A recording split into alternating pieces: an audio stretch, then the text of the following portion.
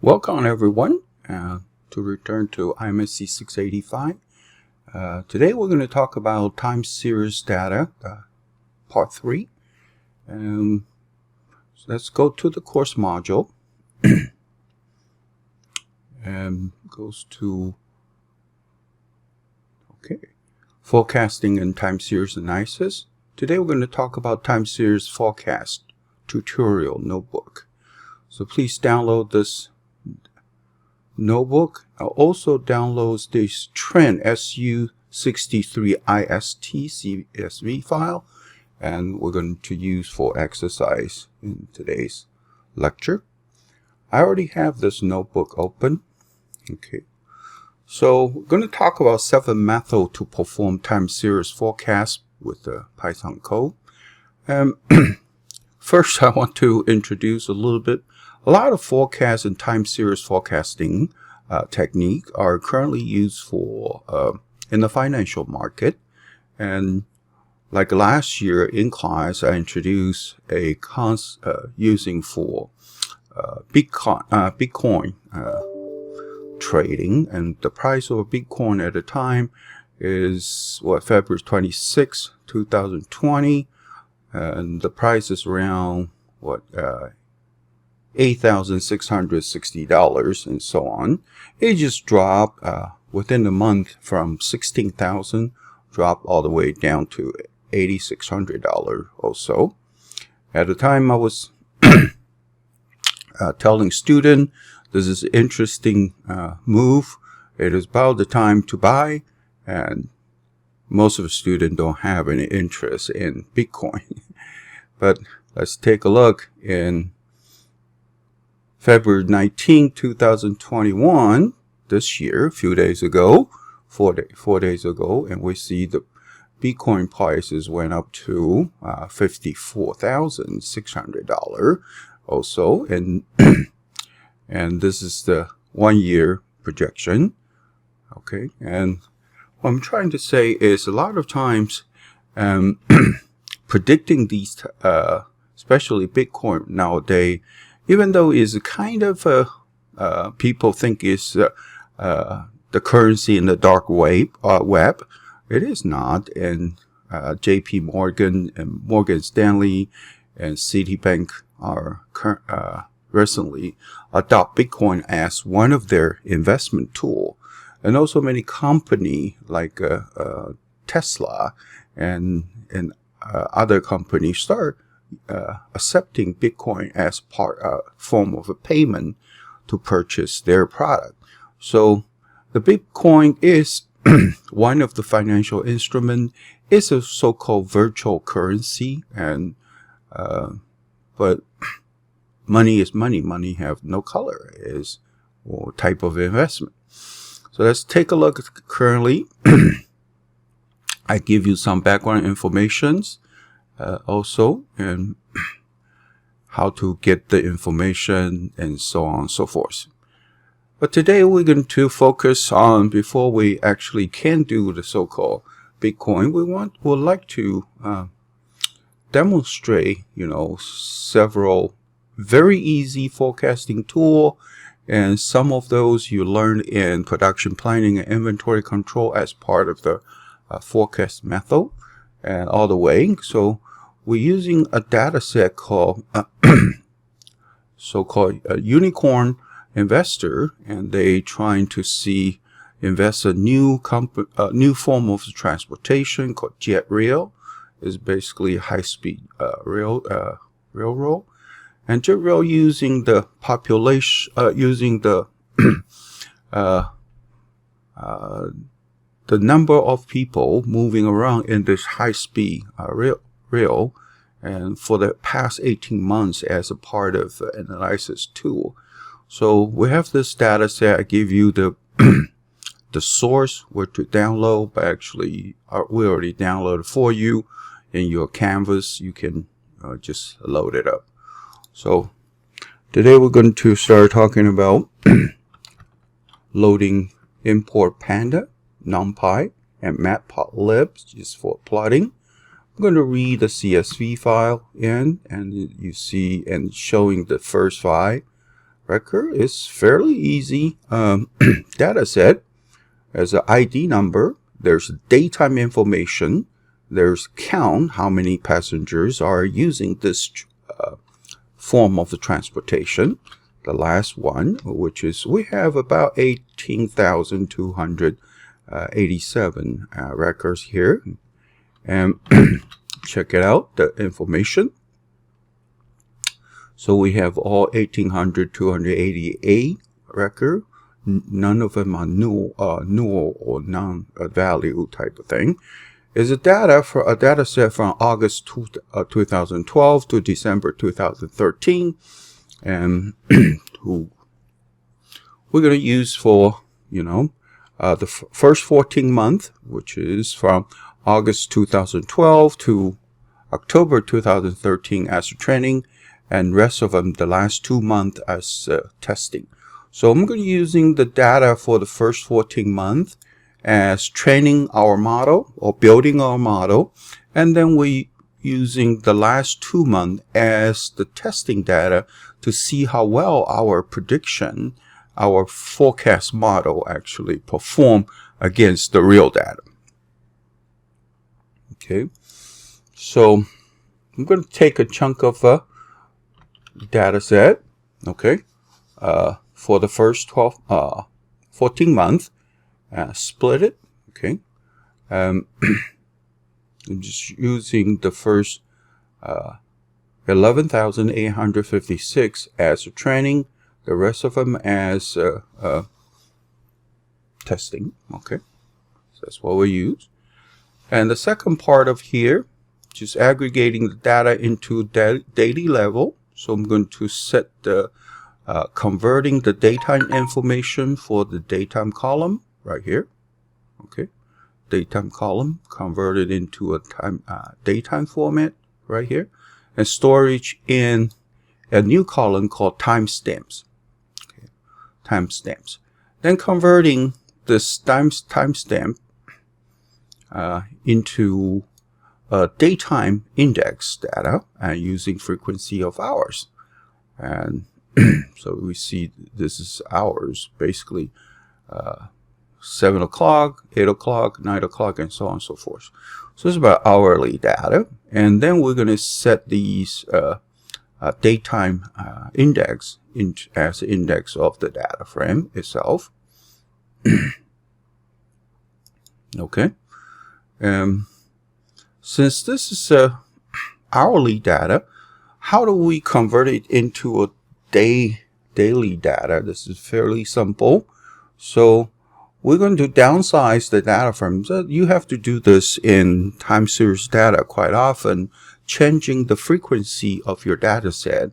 So we're going to, assuming we're going to resample the data, which is the 11,856 rows, and using a daily pattern, but I'm going to using a daily average.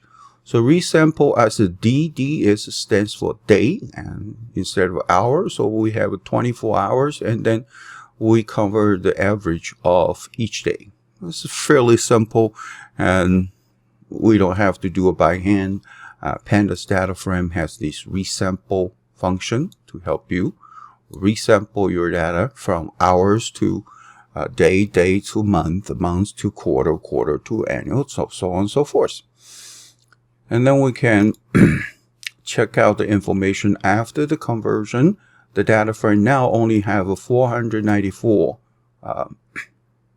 data point or rows, and we can check it out. Okay, and starting from 2012, the August 25th, and all the way to 2020, December 31st.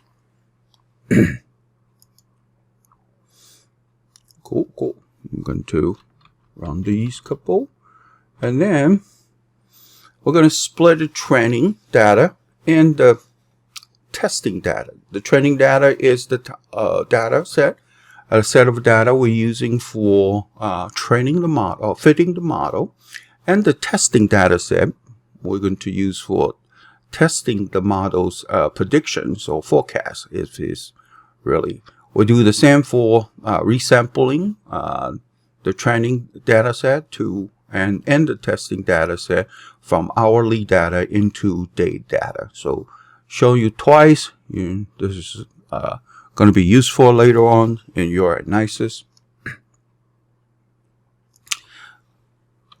Then we're going to plot it into, so the blue line right here represents the training data, and the orange line represents the testing data.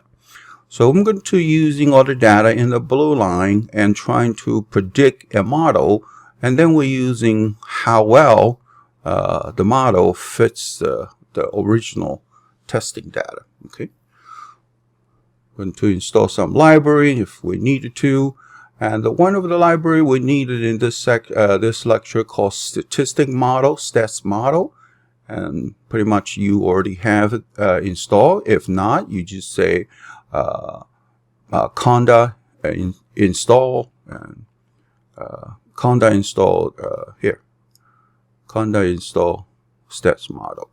Let me make it highlight for you. Under conda environment, you just say, hey, conda install statistic model under command prompt. Okay. So once you have this model, we can start a couple naive method. The first method is just taking the previous data from the previous data point as the new data point. So the forecast of the previous next period equals to, or just predict, equals to pretty much the previous model price. Let's do that, and we'll see that the green line represents the prediction. Okay, those we call that y hat.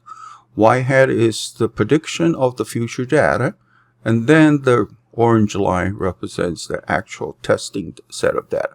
We see that these predictions pretty naive. They just give you an average, taking the point from the previous period, and we assume that's what it is. Okay. We're going to introduce a so-called scikit-learn matrix, mean square error. You probably heard this already or many times in your Stat 511 and 510 or in SQC classes. So we're going to directly use this term. It calculates the mean square error. If you give give a set of we call it Panda series or Panda data frame, specific column, it will calculate that for you. Okay, and so we're going to calculate the so-called mean square error. Okay, mean square root of a mean square error is 43 in this case. So this is probably the worst you can do. We'll see if we can do much better. And next we're going to do is doing the same.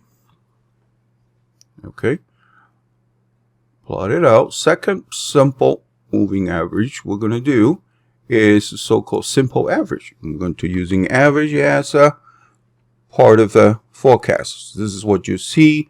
We're taking all the blue data in the blue line and create an average using that as a forecast to the future. This is probably even worse because we see that there is a so-called time series seasonal patterns. So also there's a trend involved. So simple average will do worse than the just moving, 1 point moving. Of course, the number 3 can be really straightforward. It's the moving average method. We all learned in PPIC. It's taking the previous N or P several period and take an average. Here I'm going to do a 60 period moving average using Panda rolling function called rolling means, and on the count column, and we're going to plot it out. Really simple. Okay, give a similar result actually as the naive method. So I know the moving average is not so good, and catching up with historical data may be still useful, but trying to predict into the future, it's not good because we don't have any data for the futures too. We just simply have a moving average from before. So moving average is not even as ideal as these type of data with a trend and obvious seasonal pattern. Method number 4, what we can do is so-called simple exponential smoothing, which you also learned in production planning and inventory control class. And this we're going to using a simple exponential smoothing pattern. I'm going to create a fit model and fit it with alpha equals to 0.6. Okay, let's take a look how they work. About the same, you see. So maybe using historical data accumulated into the future, and this data still giving a average of the future performance going to be, and so we can calculate these type of things. So square root of mean square error showing is still 43. It's not ideal. 43 is the deviation, sum of the deviation from the all the orange line to the green line, and square and add it together, then take a square root out of this. So this is a fairly simple using mean square error. It is a built-in function for you. You give in the count, actually testing the data of the count, and giving the hat, which is the estimated smooth exponential smoothing, simple exponential smoothing method. So now we kind of see the traditional straightforward type of forecasting tool may not be ideal for these type of data at all. And next we're going to talk about is see if I can using a so-called host method with a linear trend, which means this method just predicting there is a linear trend involved in our data set, and we can decompose the seasonal signal into 4 different sections. The first section is the raw data itself using a tiny plot. Okay, just plot it. I'm going to, second is the trend. See if there is an obvious trend going on. You can see that there is some kind of trend going on. Also trying to tell you what kind of seasonal pattern involved. If I take off the trend information from the raw data. If I taking off the trend information and the seasonal effect from the real data, and we want to see the residual, and actually you see the residual here is pretty random from across the time period. So we know there is a trend information, there is an obvious seasonal pattern. This is a very important plot you want to use. Okay, as a statistic model, seasonal decomposition function, and you're using plot and plot it out. They give you 4 different graphs. So you can see that if there is a certain type of trend or seasonal effect. Next, we've done this before in our first lecture in this module. We're using a host method to calculate it. Okay, and we're using smooth level is about 3, and smoothing trend is about 0.1. I'm going to give it a try. This we see we don't anticipate any kind of seasonal effect. Let's see if I can catch the trend of the data into the future. So looks like we catch quite a bit of the trending forecast in the green line, and of course, and because the obvious seasonal pattern, the mean square errors still not improved that much.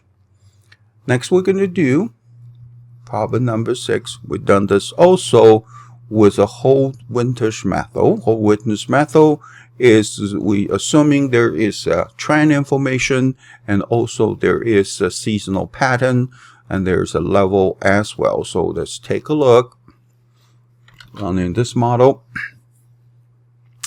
And this model is using the exponential smoothing still, but we're adding seasonal periods about 7, which is weekly seasonal pattern, and trend is adding, and seasonal is adding effect. And initial initialization, I'm just gonna using the average as a so-called estimate. And I'm gonna fit the model and plot the model. The green line represents the forecasted data, and the orange line represents the testing data for testing the model. Actually, we can see that with catching both trend and seasonal pattern, the model actually performed pretty well. Is on his square root of mean square error. We'll call it root mean square error. Last one, we also learned that called arima model. The arima model actually using time series auto-regression integrated to moving average together, and for this model, okay, and this is our model from statistical data, okay, called ARIMX. So S is called seasonal auto-regression integrated moving average X data, okay. So we have a separate lecture talk about more detail on these arima model and statistic, but here I'm just trying to show you in the statistic model, and there is a so-called SAII max, SAR max method to calculate the forecast. Let's take a look. Takes a little bit longer. And again, green ones is the predicted data, and the orange one is the tested data. We're going to calculate the root of mean square error is about 26. This is compatible to the so-called Holes and Winters, we call it triple exponential smoothing. So for these type of data, actually have a trend, has a seasonal effect, seasonal patterns, and both arima models and the Holes Winters method are working pretty well. And next we're going to come back to talk about if we have stock data or Bitcoin data, for example, not very similar to have these type of trend, or not very similar to have these kind of constant seasonal pattern, which method will be better? So also we're going to introduce you how to download the live stock data from a website using the Panda data reader library. So I'm going to conclude this part of lecture. It's short and sweet, and let's review this one more time. In this lecture, what we do is we show you 7 different methods actually can use for predicting data, and some of them are very classic one we well known, being using and teaching in classroom, and but they not working really well for especially sales data, economic data, retail data, or those type of thing. And only the last 2 method, Holes and Winter, we call it triple exponential smoothing method, and the arima, we call the auto regression integrated moving average method, are able to catch both the trend and the seasonal pattern. So we're going to conclude this lecture.